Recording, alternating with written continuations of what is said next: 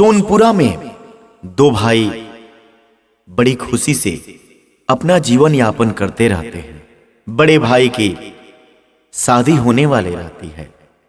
छोटा भाई बड़ी खुश रहता है कि घर में भाभी माँ का आगमन होगा। वह दौड़ दौड़ करके सभी काम को करता है। दिन भर भाई के शादी की तैयारी को लेकर के व्यस्त रहता है। दूर दूर रिश्तेदारों के पास जाकर न्योता देता है।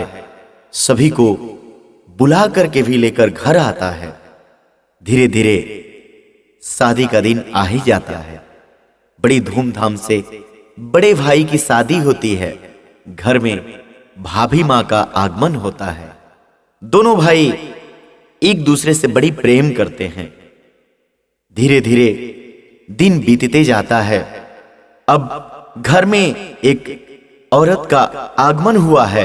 कुछ दिन रह करके बड़े भाई को यह लगता है कि मुझे अब पैसे कमाने के लिए बाहर जाना चाहिए।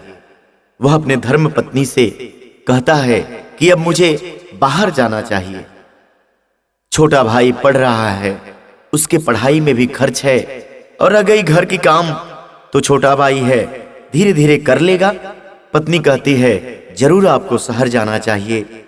वह तैयार होकर के एक दिन शहर के लिए निकल जाता है।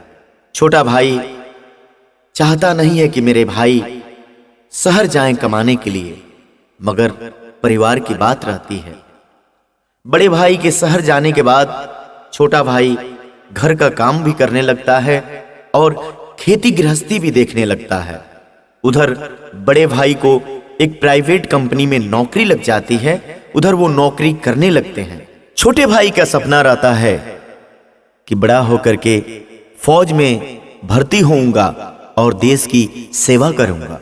वह हमेशा फॉर्म भरा करता है, परीक्षा में शामिल हुआ करता है, मगर किसी न किसी चीज में वो छंट जाया करता है।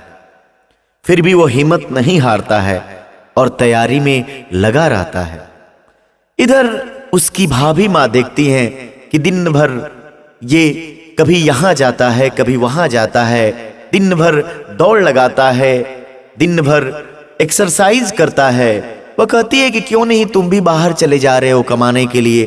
तुम भी कमाओगे, तुम्हारे भैया भी कमाएंगे, तो घर में ढेर सारा धन आएगा और हम लोग खूब आगे बढ़ेंगे। देवर यानी छोटा भाई कहता है कि भाभी मेरा सपना है फौज में शामिल होना। मैं एक न एक दिन जरूर देखिएगा फौजी बनूंगा। बड़ा भाई उधर से छोटे भाई को हमेशा हिम्मत देते रहता है कि नहीं तुम एक न एक दिन फौज में जरूर शामिल हो जाओगे। यह बड़े भाई से पैसे मंगा मंगा करके फॉर्म भरा करता है और घर चलाया करता है।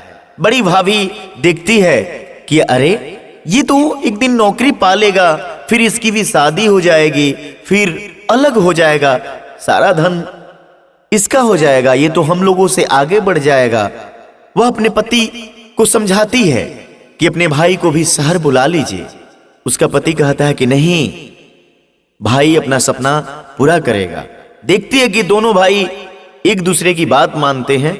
ये अपने देवर को कम मानने लगती है। समय से खाना नहीं देती है, डांट लगाती है, उल्टा पुल्टा बोलते रहती है। एक्सरसाइज करके जब देवर घर आता है तो उसको कुछ नहीं मिलता है। वह कहती है कि घर में कुछ नहीं है। बेचारा परेशान रहता है, वैसे ही मेहनत करते रहता है। एक दिन समय ऐसा आता है कि वह परीक्षा में पास हो जाता है। हर परीक्षा में पास होता है और उसे नौकरी लग जाती है। जब उसका रिजल्ट आता है वह खुशी से झूमने लगता है। सबसे पहले अपने भाभी माँ के पास पहुंचता है, उनके चरणों को छूता है और कहता है कि भाभी माँ मैं परीक्षा पास कर गया।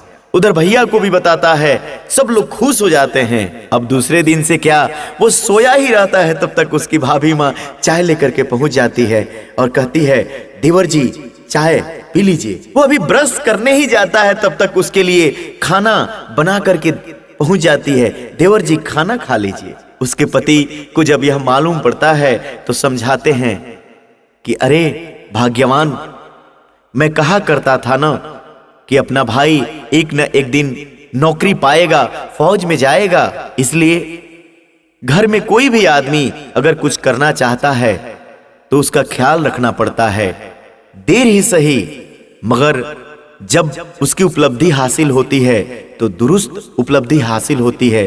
बताओ, कल तुम उसे प्रताड़ित करती थी और आज सब चीज पहले ही लेकर के पहुंच जाती हो। काश यह सब पहले से तुम की रहती तो कितना अच्छा रहता। खैर, कहा जाता है कि जब भी जागो तभी सवेरा। अब आज के बाद से मेरे भाई को कभी किसी चीज की कमी मत होने देना। जब घर रहे तो पूरा परिवार खुश हो जाता है और छोटा भाई एक दिन नौकरी के लिए घर से चला जाता है।